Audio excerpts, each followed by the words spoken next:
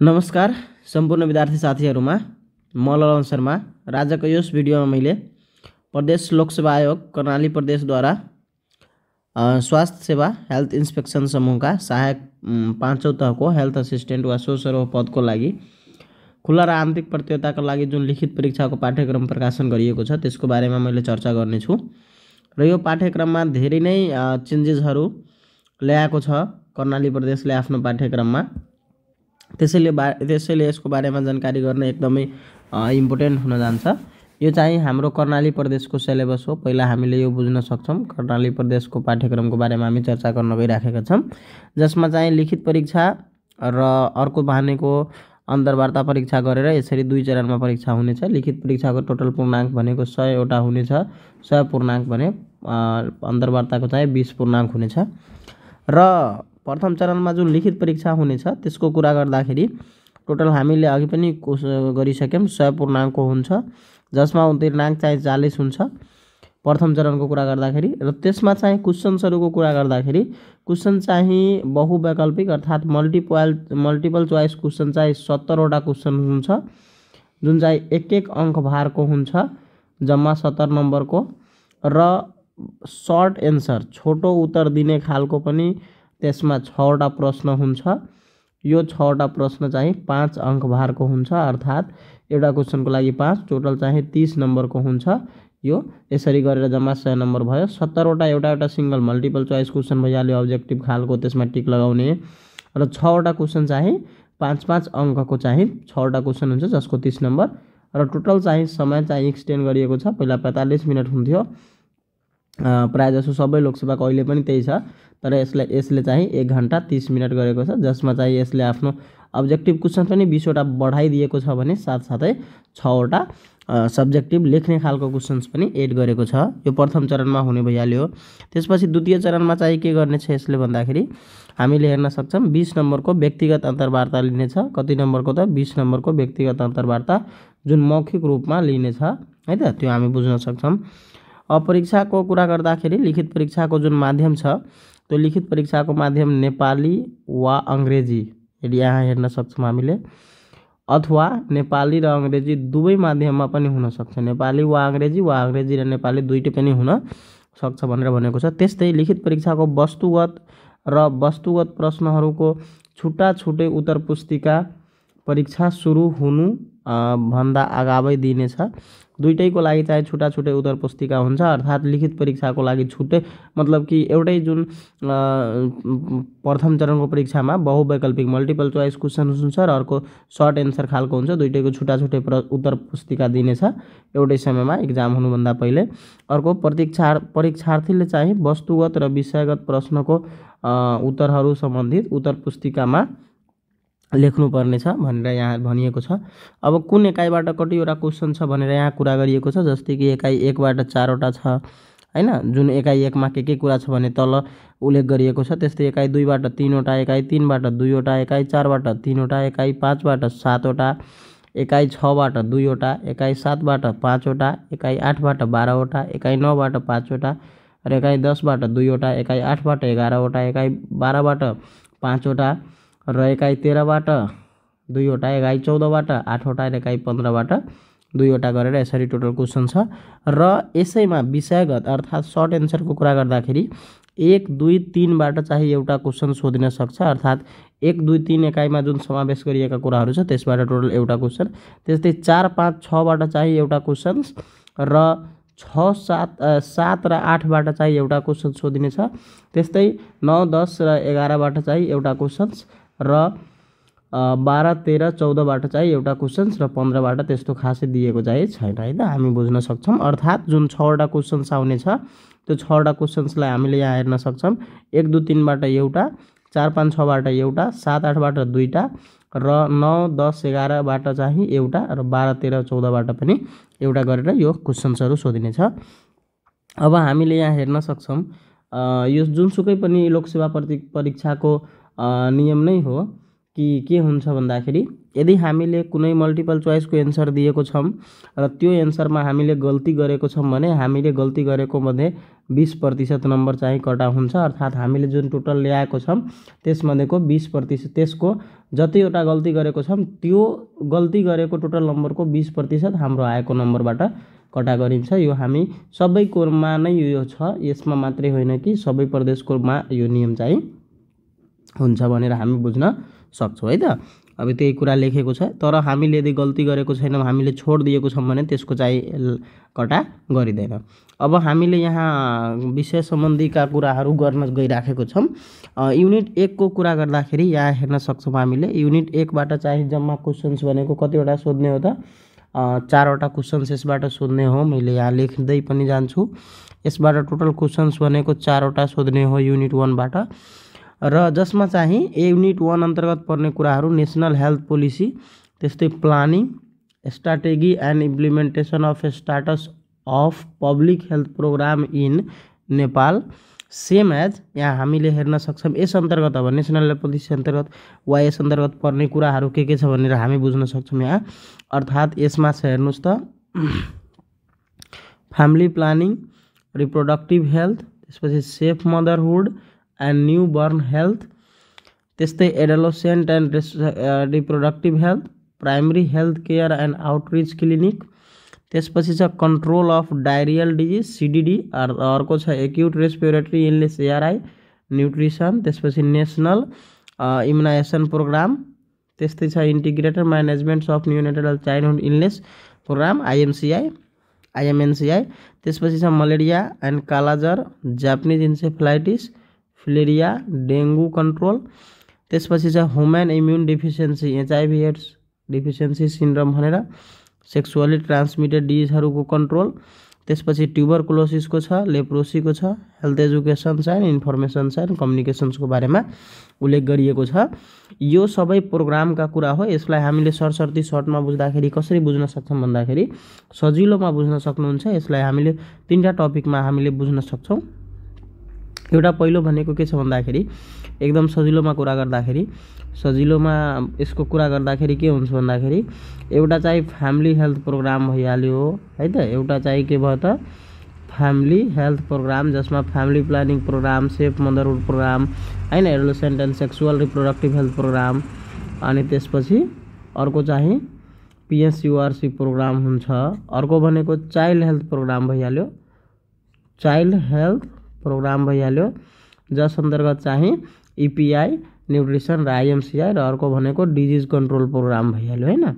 यति चाहिँ के हुन्छ त डिजिज कन्ट्रोल प्रोग्राम भइहाल्यो। यो चाहिँ 3टा भइहाल्यो, र अर्को यसको बाहेक नेसनल हेल्थ पोलिसीहरू पर्छ। त्यसपछि छ हामीले यहाँ हेर्न सक्छौँ युनिट 2 मा युनिट 2 बाट चाहिँ जम्मा क्वेसन्स भनेको सोधिने भनेको 3वटा क्वेसन्स हो। युनिट 2 बाट सोध्ने भनेको 3वटा क्वेसन्स हो, जसमा के पर्छ हामीले यहाँ हेर्न सक्छौँ।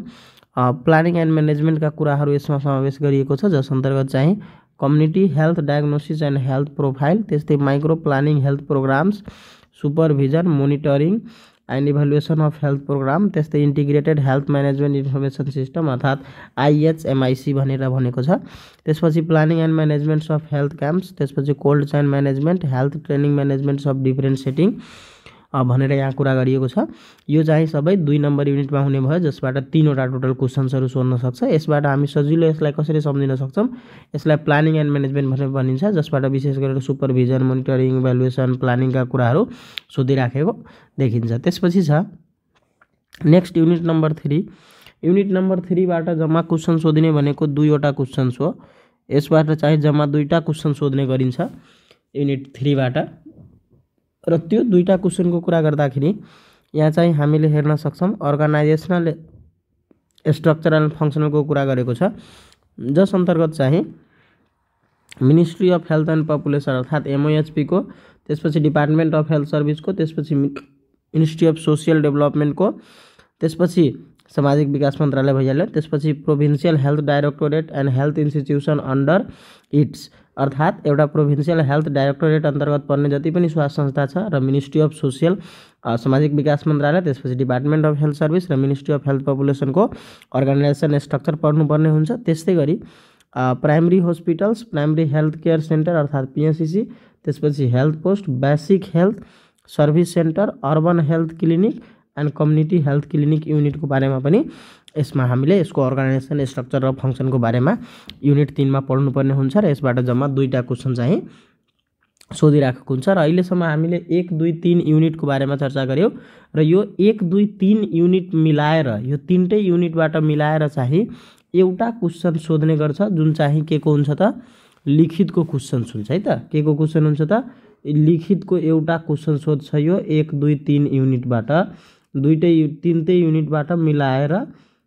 युनिटबाट मिलाएर चाहिँ 1, 2, 3 युनिटबाट एउटा क्वेसन सोध्छ, जसको हामीले यहाँ कुरा गर्न सक्छौं र यसबाट टोटल चाहिँ 4, 3, 7, 2, 9 वटा क्वेसन सोध्ने भयो अब्जेक्टिभ खालको। त्यसपछि छ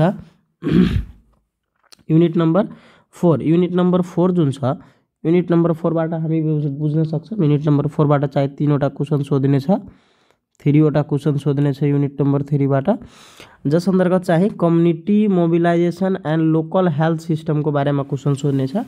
यस अन्तर्गत के पर्छ भनेर हामीले यहाँ बुझ्न सक्छौं। यस अन्तर्गत चाहिँ विशेष गरेर हाम्रो यहाँ बुझ्न हामी सक्छौं। यस अन्तर्गत फिमेल कम्युनिटी हेल्थ भोलन्टियर अर्थात् एफसीएचबीएन मदर ग्रुप्स प्रोग्राम एउटा भइहाल्यो। त्यसपछि primary health care outreach clinic, त्यसपछि health insurance, mobilisation of local health leader and community health service delivery system and local level, योहरूको बारेमा अर्थात् एफसीएचबी, त्यसपछि PNCURC, health insurance, mobilisation of local health leader and communities health service delivery system, यसको बारेमा चाहिँ community mobilisation and local health सिस्टमबाट क्वेसनहरू सोध्ने देखिन्छ र यसबाट 4 युनिटबाट चाहिँ जम्मा 3 वटा क्वेसन सोधिन्छ। त्यसै गरी युनिट 5 बाट चाहिँ हामीले हेर्न सक्छौं। युनिट 5 बाट चाहिँ जम्मा क्वेसन सोध्ने भनेको चाहिँ टोटल क्वेसन यसबाट 7 वटा क्वेसन सोध्ने छ। एकदमै इम्पोर्टेन्ट यो टपिक छ हाम्रो।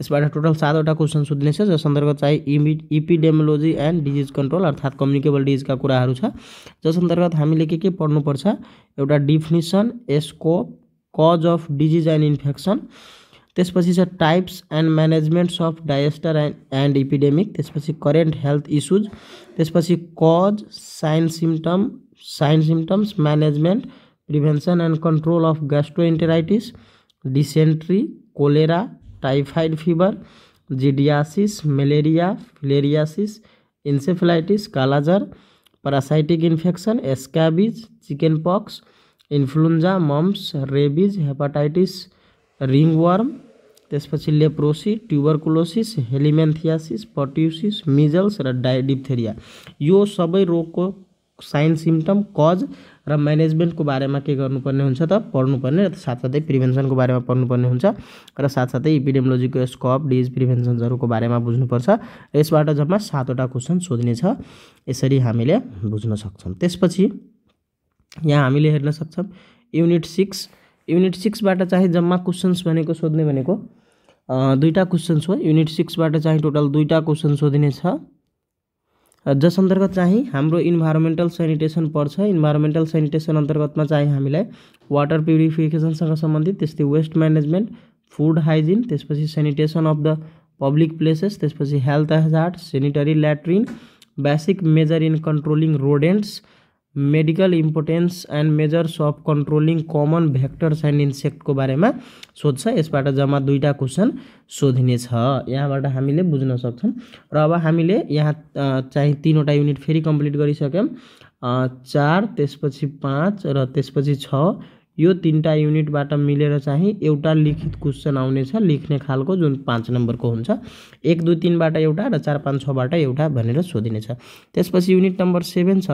युनिट नम्बर 7 मा चाहिँ टोटल क्वेसन्स भनेको 5 क्वेसन सोध्ने छ, 5 क्वेसन सोध्ने छ, जस अन्तर्गत चाहिँ चाइल्ड हेल्थ प्रब्लम एन्ड इन्टरभेन्सनको बारेमा सोध्ने छ, जसमा हामीले के पढ्नुपर्ने हुन्छ भन्दाखेरि कमन नियोनेटल प्रब्लमहरू, नियोनेटमा देखिने कमन प्रब्लम, त्यसपछि common child health problem like CDD, ARI, measles, malaria and malnutrition, त्यसपछि न्युट्रिसनल इन्टरभेन्सन एन्ड इम्युनाइजेसन सर्भिसको बारेमा यस अन्तर्गत पढ्नुपर्छ। यसबाट जम्मा क्वेसन चाहिँ 5वटा क्वेसन सोध्ने छ, एकदमै धेरै क्वेसन्स यसबाट सोध्ने छ। त्यसपछि छ युनिट नम्बर 8। युनिट नम्बर 8बाट चाहिँ जम्मा क्वेसन्स भनेको 12वटा क्वेसन सोध्ने छ र एकदमै धेरै क्वेसन्स यसबाट सोध्ने छ, 12वटा क्वेसन, जस अन्तर्गत चाहिँ जेनरल मेडिसिन पर्छ र यसबाट धेरै नै क्वेसन सोधिएको छ।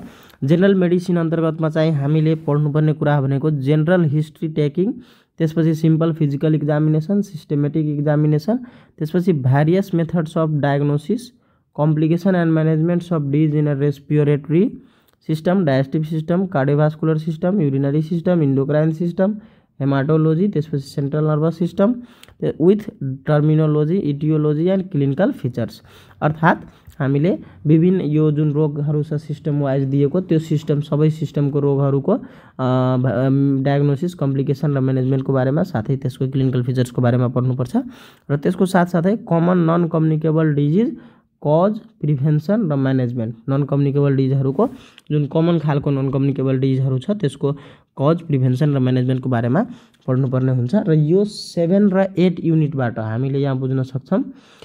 7 र 8 युनिटबाट चाहिँ 7 एन्ड 8 युनिटबाट चाहिँ जम्मा 2टा क्वेसन चाहिँ लिखित खालको क्वेसन्स आउनेछ है त, हामी बुझ्न सक्छौँ। त्यसपछि छ युनिट नम्बर 9मा। युनिट नम्बर 9बाट चाहिँ टोटल क्वेसन सोध्ने भनेको 5वटा क्वेसन सोध्ने हो युनिट नम्बर 9बाट। यसबाट पनि धेरै क्वेसन सोध्ने छ, जस अन्तर्गत चाहिँ first aid and emergency management पर्दछ। यस अन्तर्गत चाहिँ पर्ने कुराहरू सक, त्यसपछि poisoning, injuries, haemorrhage, external bleeding, thermal and chemical burn, त्यसपछि fracture, dislocation, frostbite, insect bite, animal bite, snake bite, drowning, high altitude sickness, road traffic accident. यसरी यो सबैबाट गरेर जम्मा यसबाट 5 क्वेसन सोध्ने छ। एकदमै धेरै क्वेसन्स यहाँबाट पनि सोधिएको छ भनेर हामी बुझ्न सक्छौँ युनिट नम्बर 9बाट। अर्थात् यसलाई हामीले सर्टमा बिएमपी फर्स्ट एड भनेर भन्छौँ, जस अन्तर्गतबाट 5 क्वेसन सोधिने छ भनेर हामीले बुझ्न सक्छौँ। त्यसपछि छ